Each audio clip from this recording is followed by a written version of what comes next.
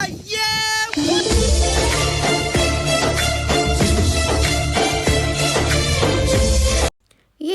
నాకు ఫుల్ హ్యాపీగా ఉంది. ఏమైందిరా? మాకు దోశ బ్యాటర్ న్యాచురల్గా ఫర్మెంట్ అయిందనమాట. మీకు ఇలా అనిపించడంలో తప్పే లేదు. ఏముంది, మాకు ఎప్పుడు ఫర్మెంట్ అవుతుంది కదా, దీంట్లో పెద్ద విషయం ఏముంది అనుకుంటున్నారా?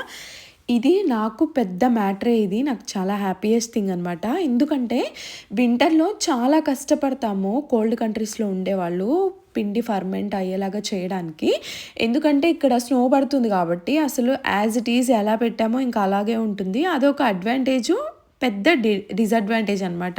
ఎందుకంటే కర్రీస్ అట్లేం పాడవవు, రైస్ పాడవదు, బట్ ఇట్లా పిండి అనేది ఫర్మెంట్ అవ్వదు. అందుకని ఓవెన్లో ఇలా చూపిస్తున్నాను కదా, అందులో పెట్టేసి లైట్ వేసి ఉంచుతాము అది ఫర్మెంట్ అయ్యేంత వరకు. సో అలా కూడా ఫర్మెంట్ అయిన ఫీలింగే ఉంటుంది, బట్ అది న్యాచురల్ కాదు కదా.